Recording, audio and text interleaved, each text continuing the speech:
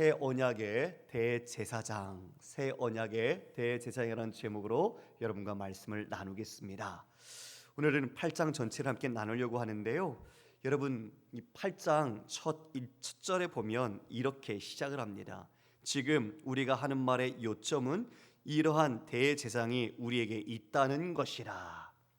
이러한 대제사장이 우리에게 있다는 것을 히브리서 기자가 서두에 먼저 명확하게 말하고 있습니다. 이 말씀을 묵상하면서 이런 생각이 들었습니다. 왜 우리 아이들이 각각 모여서 서로 자랑할 때가 많잖아요. 야, 우리 집엔 뭐 있어? 야, 우리 아빠는 힘이 이만큼 세. 아니야, 우리 아빠는 지난번에 쌀도 2가마니 들어. 막 이런 식이면 아이들이 자랑을 하죠. 근데 정말 우리에게 진짜 자랑이 되고 우리에게 가진 것 중에 최고의 보배가 무엇인가?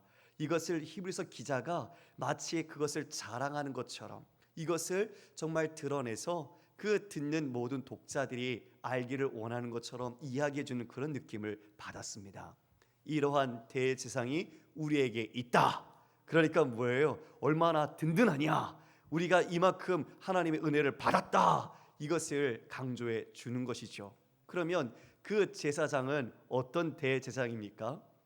인간 레위 제사장들은 그 율법을 따라서 세워졌지만 하나님의 맹세로, 그리고 이 인간의 레위 지파가 아니라 멜기세덱이라는 시작도 끝도 없는 그와 같은 영원 불멸의 생명을 가지신 분이 바로 우리 대제사장으로 오셨다. 그리고 또한 그분은 이 동물의 제사가 아니라 자신을 드리는 영단번의 제사로 그 영원한 구원을 이루어 주신 분이시다. 이것을 지금 우리 이런 대제사장이 우리에게 있다 이렇게 말하고 있는 거죠. 그러므로 어떻다고 말합니까? 그분이 지금 하늘에서 지극히 크신 이의 보좌 우편에 앉아 계신다.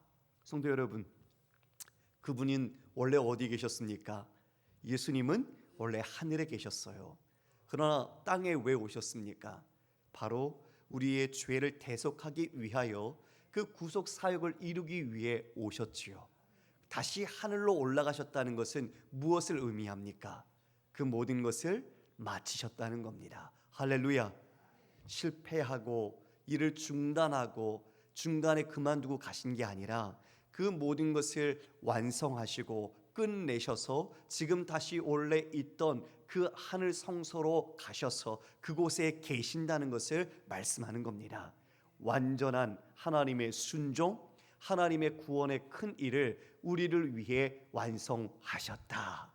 사랑하는 성도 여러분, 여러분 축하합니다. 여러분 정말 축하합니다. 하나님께서 그 아들 예수를 통해 여러분을 이루신 그 구원, 그 모든 것이 완성되었고 지금 우리는 그 은혜를 누리고 있다는 것은 그 누구도 그것을 건드릴 수 없다는 것을 알 때 여러분은 대박나신 분입니다. 할렐루야. 그 은혜가, 그리고 그 깊은 구원의 감사와 감격이 여러분 안에서 작동되어지고 끊임없이 그 은혜의 기쁨으로 나타나기를 간절히 원합니다. 2절에 성소와 참 장막에서 섬기는 이시다. 여기 보면 성소와 참 장막이 나옵니다. 근데 장막 앞에 참이라는 글자가 붙어 있습니다. 그러면 장막이 있고 참 장막이 있구나라는 걸 알게 되죠. 여기에 보니 장막은 주께서 세우신 것이요 사람이 세운 것이 아니다. 아하, 우리는 여기서 알게 됩니다. 우리는 모세를 하나님께서 그에게 말씀하셔서 그 장막을 세웠지요. 성막이라고도 이야기를 합니다. 그것을 세웠는데 그것이 참장막이 그럼 아니구나. 진짜 참장막은 어디에 있는 것인가 보니 하늘에 있는 것이었구나. 하늘 성소에서 지금 우리 주님이 계시고 그곳에서 이와 같이 섬기신다. 그래서 이것은 주님이 세운 것이지 사람이 만든 사람의 손으로 세운 것이 아니다라고 분명하게 말씀해 줍니다. 바로 그 하늘 성소에서 지금 우리 구주께서 계시며 우리를 위하여 무엇이라고 말합니까? 3절에 보니까 대제사장은 예물과 제사 드림을 위하여 세운 자니 그러므로 그도 무엇인가 드릴 것이 있어야 할지니라. 그분은 자신을 들이셔서 그 모든 구원에 우리를 향한 그 죄 사함의 장벽을 무너뜨리셨고 죄와 사망의 권세를 이기셨으며 우리에게 부활의 잠자는 자의 첫 열매가 되셔서 우리 또한 그와 같이 부활할 것을 말씀해 주셨습니다. 바로 그 대제사장도 자신을 드리며 자신의 영단번의 제사로 구원을 이루신 놀라운 사건, 그분이 지금 지극히 크신 이의 보좌 우편에서 우리를 위하여 간구하신다라고 우리에게 말씀을 해 주셨죠. 자, 4절에 보니 그러면 예수님이 만일 땅에 계셨더라면 제사장이 되지 아니하셨을 것이다. 왜냐? 이는 율법을 따라 예물을 드리는 제사장이 있음이라. 그러니까 예수님께서는 땅에 있는 제사장과 다름을 분명하게 말씀해 주십니다. 예수님은 그 하늘 성소에서 지금 계시고 이 인간 제사장이 드리는 동물 제사가 아니라 그 자신을 드리는 자신의 피로 드리는 그 영단번의 제사를 성취하셨다는 것이죠. 여러분, 우리 5절을 함께 한번 읽어볼까요? 시작. 그들이 섬기는 것은 하늘에 있는 것의 모형과 그림자라. 모세가 장막을 지으려 할 때에 지시하심을 얻음과 같으니 이르시되 삼가 모든 것을 산에서 내게 보이던 본을 따라 지으라 하셨느니라. 아멘. 출애굽기 25장 40절에 보면 그 이하에 이와 같이 어떻게 성막을 지어야 하는지 그 설계도한 내용을 이야기를 해주십니다. 그런데 그것은 하늘에 있는 성소의 모양을 본떠서 이야기해 준 것이죠. 여기에 말한 것처럼 모형과 그림자라고 합니다. 진짜 실체, 진짜 원형이 있고 그것을 따라서 모형으로 그 장막이 만들어진 겁니다. 여러분, 우리 성소와 지성소로 나누어져 있는 그 내용들, 그리고 그 안에 있는 모든 기물들의 내용들을 볼 때 이것은 예수 그리스도께서 우리를 위해 가신 그 구원의 과정들이 담겨 있습니다. 그러니까 그 단지 성막은 하나의 장소가 아니라 그곳에 담고 있는 영적인 설계도의 그림은 바로 우리 주님이 우리를 구원하기 위한 행하실 구원의 영적 실체들을 상징화하고 드러내고 있다는 것이죠. 우리는 출애굽기서에서 우리가 함께 공부해 갈 때 그것을 다시 배우게 될 것입니다. 지금 모세가 장막을 지었습니다. 12지파 진중 가운데 어디에 지었죠?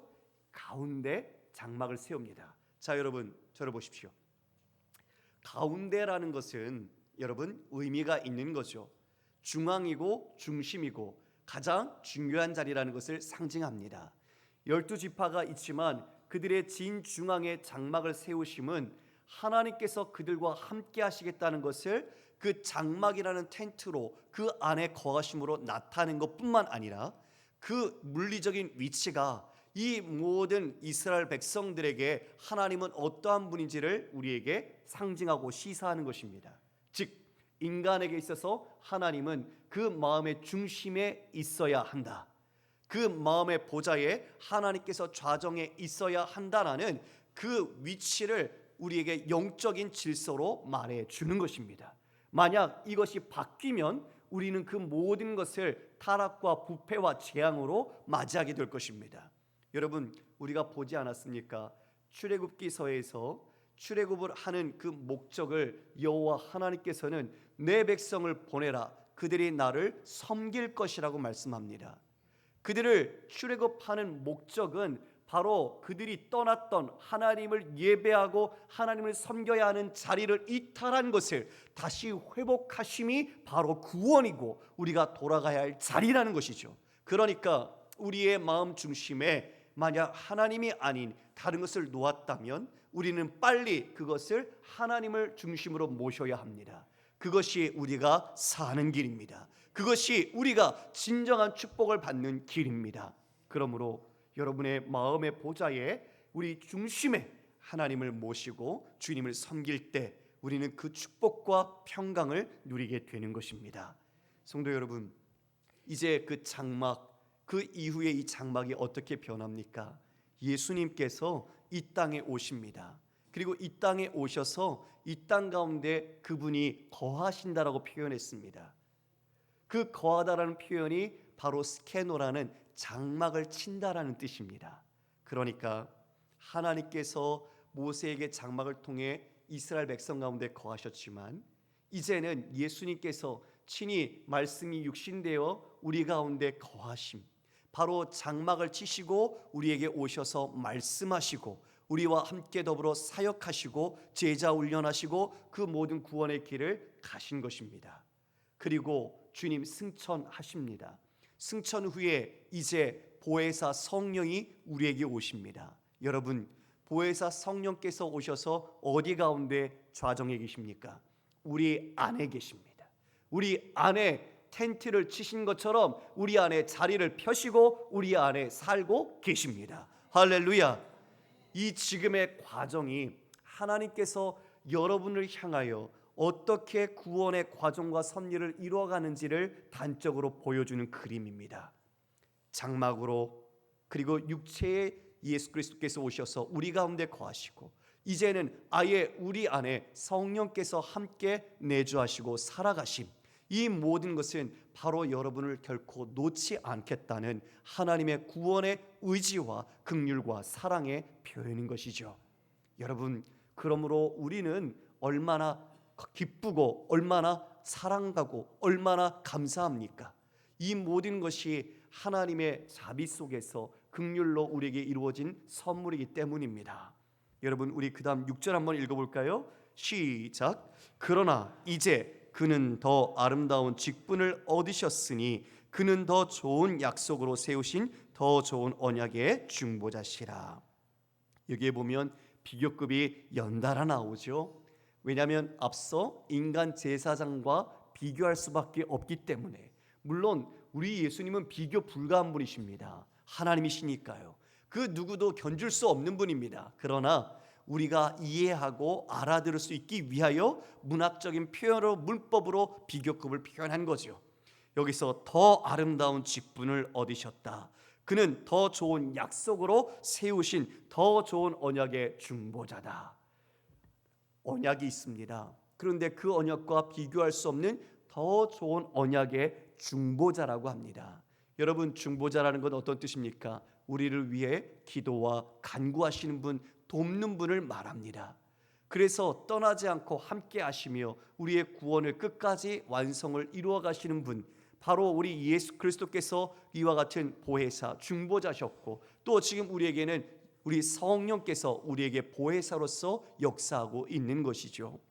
이 예수님이 더 좋은 약속으로 세운 더 좋은 언약의 중보자다. 이것을 이제 7절부터 구체적으로 설명을 해줍니다. 왜 좋은가?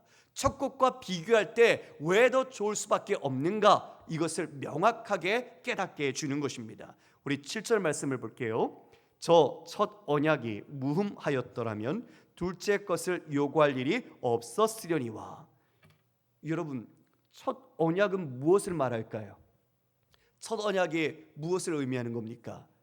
하나님께서 돌판에 새겨주셨던 율법을 말하는 거죠. 하나님께서 그 돌판에 새겨서 주셨던 하나님의 말씀, 거기에는 하나님의 뜻이 담겨 있고 하나님이 어떠한 분인지가 담겨 있죠. 바로 그와 같은 것을 주셨는데 그 율법이 지금 뭐라고 말하고 있죠? 무흠하였더라면, 무흠했다라고 이야기한다면 이게 무엇을 의미합니까? 흠이 있었다라고 표현하는 거죠. 그것은 하나님의 말씀인데 여러분, 하나님의 말씀이 흠이 있을 수 있습니까? 없습니다. 맞습니다. 이것은 우리가 이해할 수 있도록 인간의 입장에서 이야기해 주는 겁니다. 그 언약은 결코 흠이 없습니다. 그러나 누가 흠이 있습니까? 인간이 흠이 있습니다. 그 언약을 지킬 수 없는 인간의 무능력함, 그 무지, 바로 그것 때문입니다. 하나님은 말씀을 선한 뜻 가운데 주셨는데 그것을 지킬 수 있는 인간, 의로운 인간이 아무도 없더라는 것이죠. 의로운 인간, 바로 그것을 이룰 수 있는 하나님의 뜻에 합한 인간이 아무도 없었다는 겁니다. 그래서 그 말씀, 하나님은 지키도록 주셨지만 인간은 지킬 수 없다는 자신의 실존을 확인했습니다. 모두가 죄인이었기 때문입니다. 그래서 그 말씀을 지킬 수 없는 인간, 드디어 그 말씀 속에서 이제 깨닫습니다. 아, 율법은 죄를 알게 하는구나. 우리가 얼마나 죄덩어리인지를 깨닫게 해줍니다. 그리고 율법은 초등교사와 같이 우리가 지킬 수 없기에 이것을 이룰 수 있는 분이 우리에게 필요하다는 것을 암시해주고 우리에게 깨닫게 해주는 것이죠. 그러므로 하나님과 우리 사이에 중보자가 필요하다는 것을 바로 율법은 우리에게 보여주는 것입니다. 그것을 그리스도께로 인도하는 초등교사라고 성경은 말합니다. 그러니까 이 율법 자체로부터 우리가 그것을 완성할 수 있는 수준의 실력이 없기 때문에 이제 그것을 이룰 수 있는 중보자가 필요하고 우리는 그 중보자를 기다려야 하고 그 중보자로서 우리는 구원의 은혜를 얻을 수밖에 없다는 인간의 자각이 그 안에 담겨 있는 것이죠. 이에 8절에 보면 그들의 잘못을 지적하여 말씀하시되 주께서 이르시되 볼지어다 날이 이르리니 내가 이스라엘 집과 유다 집과 더불어 새 언약을 맺으리라. 성도 여러분, 어떤 언약을 맺는다고요? 새 언약. 그러면 새 언약이 있으면 그 앞에 어떤 언약이 있는 거예요? 옛 언약이 있는 거죠. 그래서 우리가 성경에 어떻게 되어 있습니까? 구약과 신약으로 되어 있죠. 옛 언약 그리고 신약, 새 언약, 이 두 가지가 성경의 말씀입니다. 그러면 여러분, 지금 에레미야 선지자에게 말씀하셨던 이 새 언약에 대한 내용을 인용해서 히브리서 기자가 이야기하는데요, 우리 다시 원본을 함께 좀 볼까요? 에레미야 31장 31절 이하의 말씀입니다. 우리 한 절씩 교독하겠습니다. 먼저 읽습니다. 여호와의 말씀이니라. 보라, 날이 이르리니 내가 이스라엘 집과 유다 집에 새 언약을 맺으리라. 이 언약은 내가 그들의 조상들의 손을 잡고 애굽 땅에서 인도하여 내던 날에 맺은 것과 같이 아니할 것은 내가 그들의 남편이 되었어도 그들이 내 언약을 깨뜨렸음이라. 여호와의 말씀이니라. 그러나 그날 후에 내가 이스라엘 집과 맺을 언약은 이러하니 곧 내가 나의 법을 그들의 속에 두며 그들의 마음에 기록하여 나는 그들의 하나님이 되고 그들은 내 백성이 될 것이라. 여호와의 말씀이니라. 시작. 그들이 다시는 각기 이웃과 형제를 가리켜 이르기를 너는 여호와를 알라 하지 아니하리니 이는 작은 자로부터 큰 자까지 다 나를 알기 때문이라. 내가 그들의 악행을 사하고 다시는 그 죄를 기억하지 아니하리라. 여호와의 말씀이니라. 아멘. 아멘. 여러분, 지금 계속 문장을 읽을 때 끝날 때 반복되는 구절이 있었죠. 뭔지 기억되십니까? 맞습니다. 여호와의 말씀이니라. 여러분, 이것이 여호와의 말씀이라는 것을 몰라서 이렇게 말했을까요? 아니죠.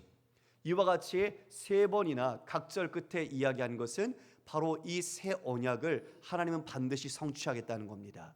그것을 여호와라는 언약 신명, 약속에 대한 반드시 성취하신 분이라는 자신의 신명, 하나님의 이름으로 이와 같이 이야기하는 것이죠. 그러면 그 새 언약이 과연 어떤 내용일까요? 여러분, 우리 그 시대적 상황을 먼저 좀 함께 나누겠습니다.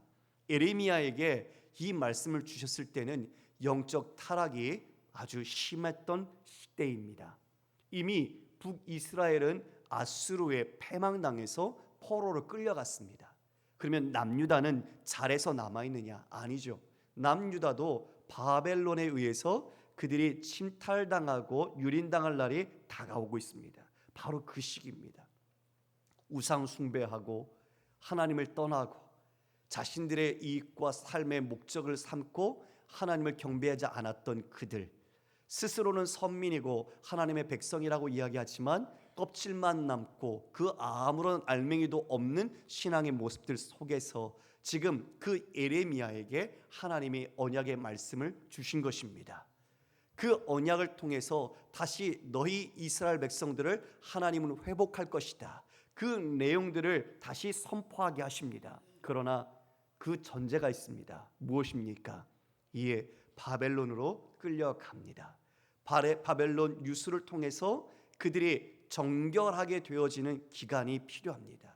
징계의 기간이자 다시 자신들을 돌아보면서 하나님께 향해야 되는 시간들, 그것을 통해 하나님은 그것이 끝이 아니라 너희들의 멸망이 아니라 다시 하나님은 새 언약으로 새 희망 가운데 너희들을 인도할 것이다. 이것을 에레미야 선지자에게 말씀해 주신 것입니다. 여러분, 그러면 그 내용이 어떤 것일까요? 여러분, 우리 10절 말씀을 함께 읽어보겠습니다. 또 주께서 이르시되 그날 후에 내가 이 이스라엘 집과 맺은 언약은 이것이니 내 법을 그들의 생각에 두고 그들의 마음에 이것을 기록하리라. 나는 그들에게 하나님이 되고 그들은 내 백성이 되리라. 우리는 이걸 네 가지로 설명할 수 있습니다. 새 언약의 특징을 네 가지로 구별할 때 첫 번째, 순종하려는 내적 성향. 순종하려는 내적 성향을 담고 있습니다. 옛 언약은 돌판에 새겼습니다. 그러나 그 돌판에 새긴 말씀을 백성들은 순종하는 데 실패했습니다. 그래서 이제 하나님께서는 그 법을 그들의 마음에 기록하겠다. 그들의 머리에 두면서 그와 같이 그 마음속에 아예 새겨주시겠다라고 말씀합니다. 그러므로 그 말씀을 우리는 알고 깨닫도록 만들어 가시는 거죠. 그것이 성령의 역사입니다. 성령께서 우리 안에 내주하시는 것은 우리에게 하나님의 말씀을 분명하게 깨닫게 하시고, 그리고 그 말씀의 진리를 알게 하시고 그 말씀으로 우리의 삶을 살아가도록 인도해 주시기 때문입니다. 그래서 성령을 받은 자는 이제 예전과 달리 하나님께서 내 안에 소망과 갈망을 두십니다. 하나님의 뜻을 따라 살도록 우리의 내면을 변화시켜 가시는 것이죠. 그래서 지었던 예전의 습관들의 죄들, 그리고 내가 게을렀던 그런 모습들, 그런 것들을 보게 하십니다. 그리고 돌이키게 하십니다. 하나님께로 그 말씀 가운데로 내 안에서 말씀이 열매 맺도록 우리를 이끌어 가시는 겁니다. 동기와 바람에 우리의 마음의 계획에 영향력을 미치셔서 우리가 하나님께 기도하고 순종하도록 만들어 가시는 것입니다. 이것이 성령의 역사입니다. 그래서 우리는 성령의 충만함을 구해야 합니다.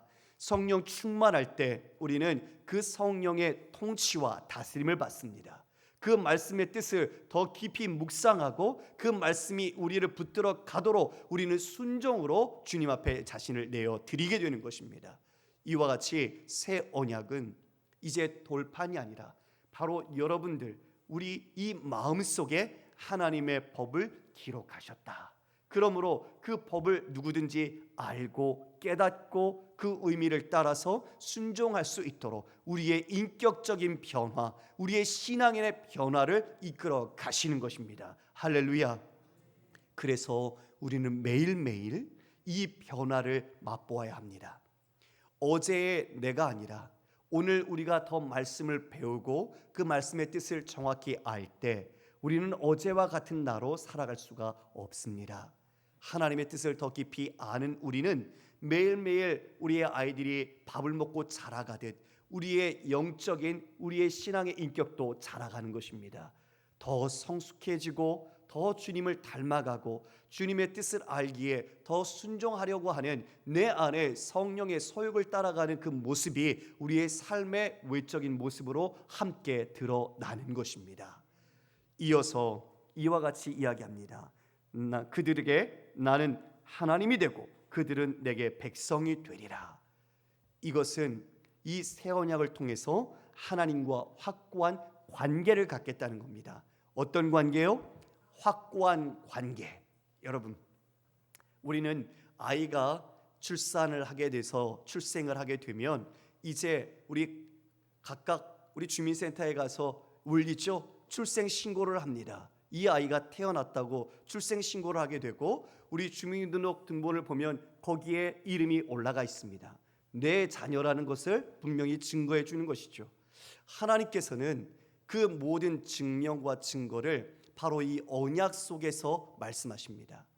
내가 바로 너의 아버지 하나님이 되고 너는 내 자녀, 내 백성이 될 거라는 것을 우리 마음속에 사인하듯 그 말씀 하나님의 법을 새겨주심으로써 인쳐주시는 것입니다.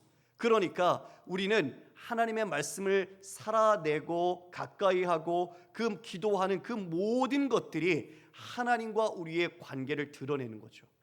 다시 말하면 여러분, 기도하지 않고 말씀에 대한 의미도 모르겠고 말씀을 가까이 하지 않는다면 여러분 다시 한번 돌아봐야 합니다. 내가 성령을 받았고 성령께서 내 안에 그런 성령의 소욕을 따라 살아가게 하시는데 나는 무엇을 따라가고 있는가? 하나님의 자녀는 하나님을 따라가는데 하나님이 아닌 다른 것을 따르고 있다면 내가 하나님과의 관계를 점검해 봐야 합니다. 세상에 많은 사람들이 가고 있는 그 대류를 따라서 우리가 흘러간다면 우리는 하나님이 원하시는 목적지에 가지 못할 것입니다.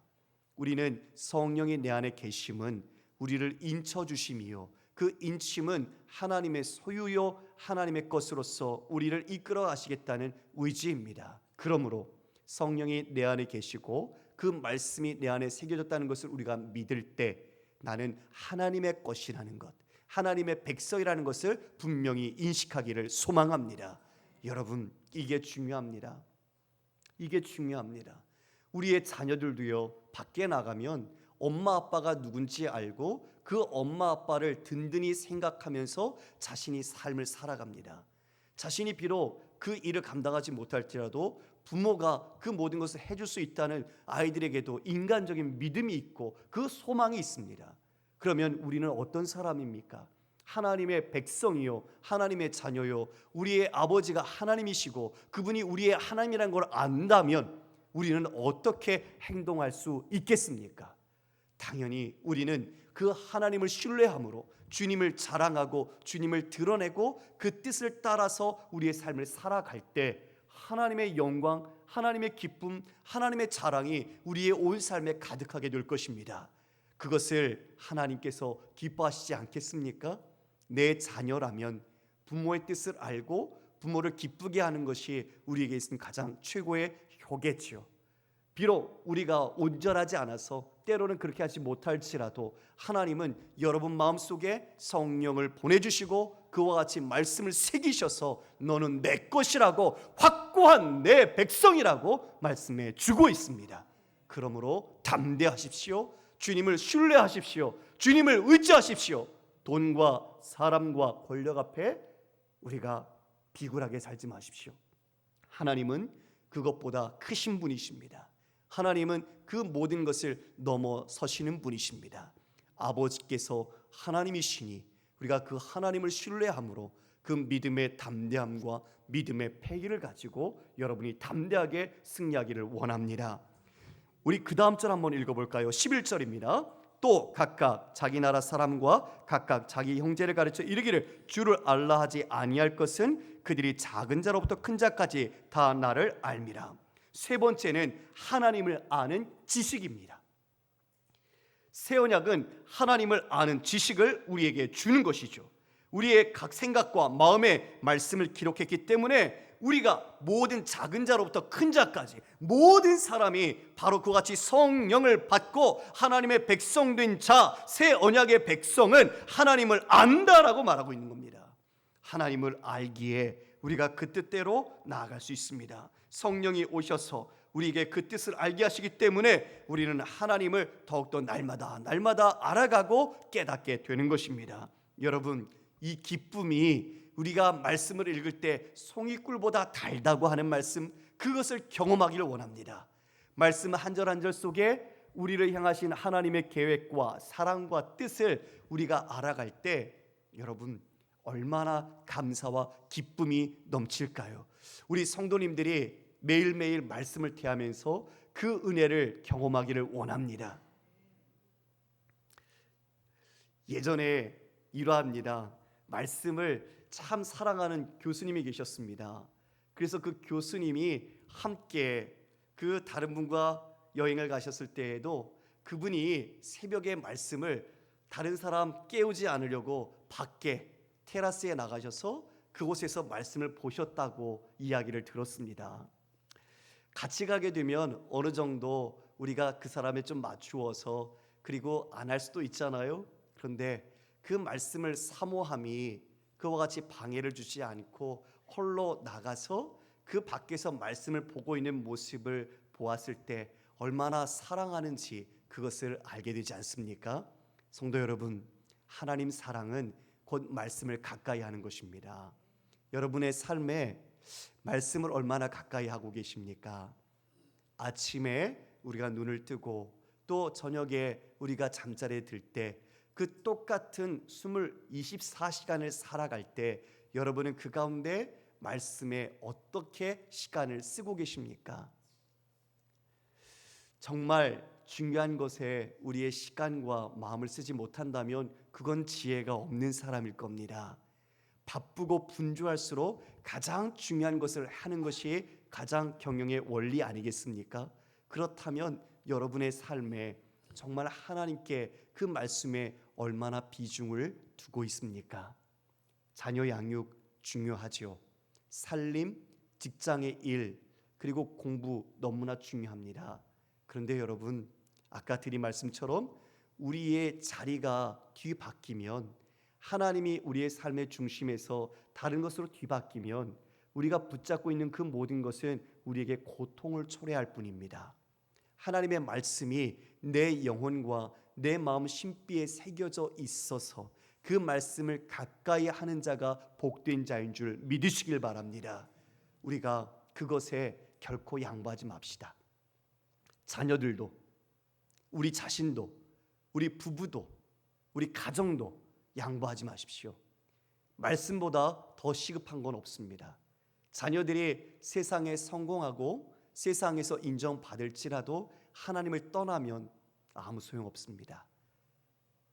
우리는 내 자신이 세상에서 인정받고 승진하고 좋은 자리에 올라서 많은 사람들에게 인정받을 수 있겠지만 내가 말씀을 떠났다면 그것은 곧 죽음의 길밖에 남지 않은 것입니다.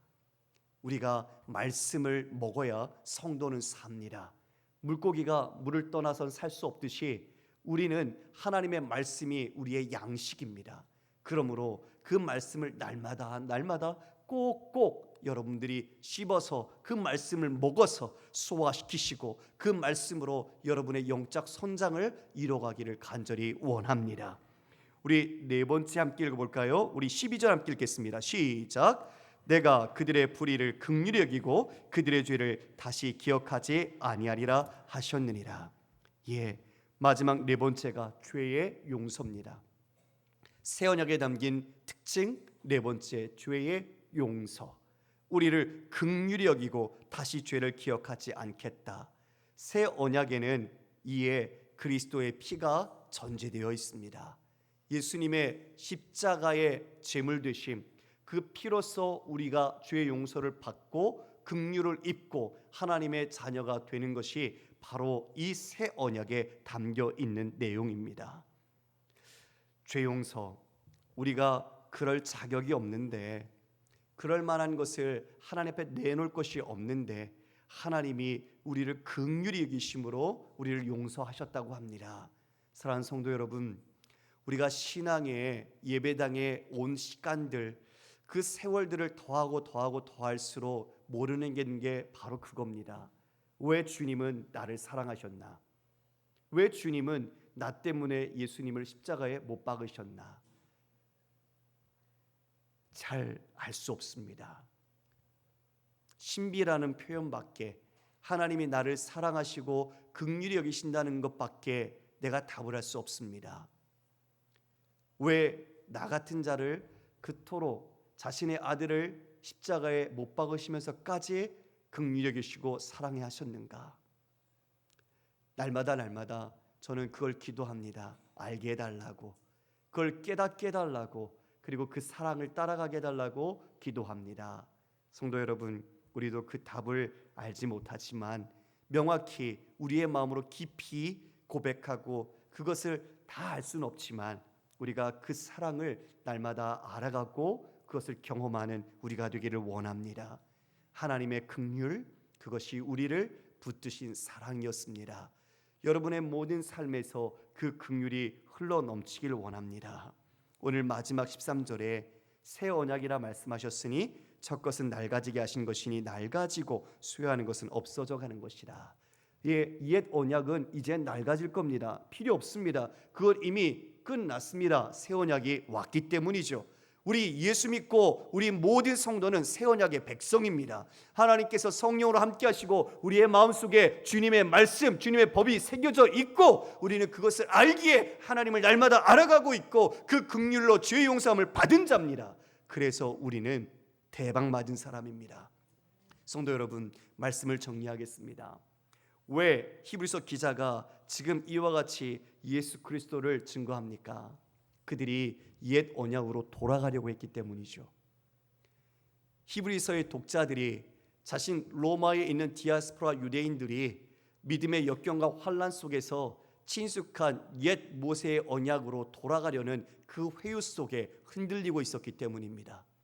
예수님을 알지 못하니까, 예수님이 어떤 분이신지 제대로 정확히 모르니까, 그들에게 어려움이 닥치니까 이익될 것 없구나, 다시 편안한 곳으로 돌아가자. 바로 그 문제 때문에 지금 히브리서 이 기자가 이 예수 그리스도가 어떤 분인지 밝히 증거해 주고 있는 것입니다. 성도 여러분, 우리의 삶은 어떤 길입니까?